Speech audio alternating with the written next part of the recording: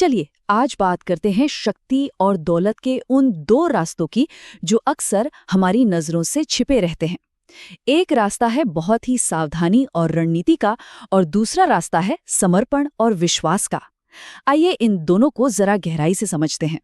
ये एक लाइन असल में पूरी बात की जड़ है। अक्सर ऐसा होता है ना कि जो कमरे में सबसे ज्यादा शोर मचाता है वो सबसे पावरफुल नहीं होता। असली शक्ति दिखावे में नहीं बल्कि चुप्पी में छिपी होती है। ये कहानी हम सबने अपने आसपास देखी होगी, है ना? एक तरफ वो शान से दिखने वाले अंकल हैं जिनकी असली दौलत किसी को नहीं पता, और दूसरी तरफ वो इंसान जो सोशल मीडिया पर अमीर दिखता है पर असलियत कुछ और ही है। असली दौलत वो नहीं जो दिखती है, बल्कि वो है जो सच में आपके पास होती है। तो चलिए पहले रास्ते को समझते हैं। इसे हम कह सकते हैं चुपचाप अमीर या द साइलेंट रिच बनने का रास्ता।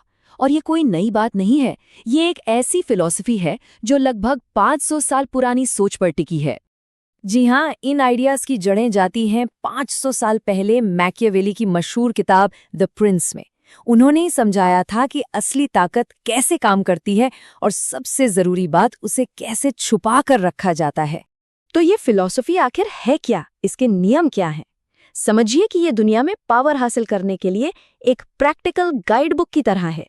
ये मैकियावेली का सबसे बड़ा, सबसे जरूरी सिद्धांत है। इसका सीधा सा मतलब है कि ज्यादातर लोग असलियत की गहराई में नहीं जाते, वो बस बाहरी दिखावे से ही मान लेते हैं, और इसी इंसानी फितरत को एक हथियार की तरह इस्तेमाल किया जा सकता है। तो यहाँ 4 मुख्य नियम हैं। पहला, अदृश्य रहो, मतलब जितना कम लोग आपके बारे में जानेंगे आप उतने ही सुरक्षित रहेंगे। दूसरा, अपने पैसे को काम पर लगाओ, उसे बैंक में पड़े रहने देने के बजाय इन्वेस्ट करो।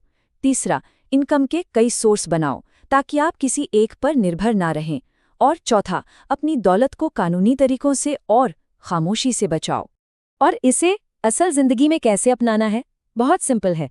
सैलरी बढ़े तो तुरंत खर्चे मत बढ़ाओ, प्रमोशन मिले तो नई कार लेने की जल्दी मत करो, और दिखावे से तो बिल्कुल बचो, क्योंकि हर दिखावा फालतू का ध्यान खींचता है, लोगों में जलन पैदा करता है और आपके लिए मुश्किलें खड़ी कर सकता है। ये लाइन सच में सोचने पर मजबूर कर देती है। ये सिर्फ पैसे की बात नहीं है, ये माइंडसेट की बात है। एक तरफ वो लोग हैं जिन्हें दुनिया की अटेंशन चाहिए, और दूसरी तरफ वो लोग जो अपनी आज़ादी और शांति को सबसे ज्यादा कीमती मानते हैं। प्राइवेसी असल में वही सबसे बड़ी लग्जरी है। तो पैसे को काम पर लगाने के लिए ये नियम एक बहुत अच्छी शुरुआत हो सकती है। अपनी इनकम का 20% बचाना, 20% इन्वेस्ट करना और बाकी 60% से अपनी ज़रूरतें पूरी करना।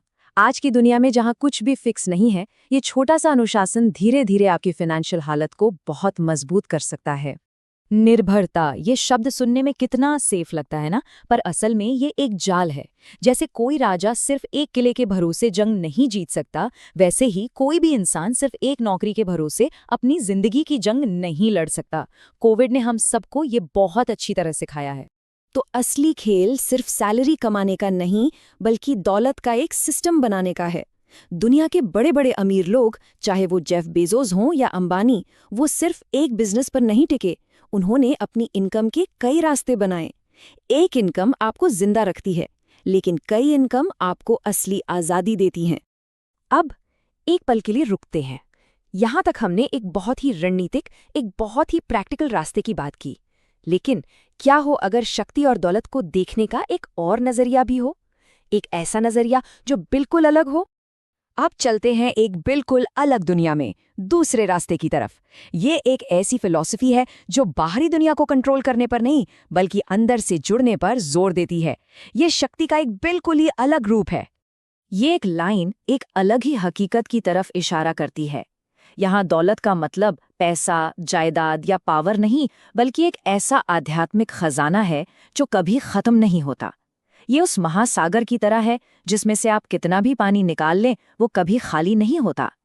यहाँ अमीरी की परिभाषा ही बदल जाती है।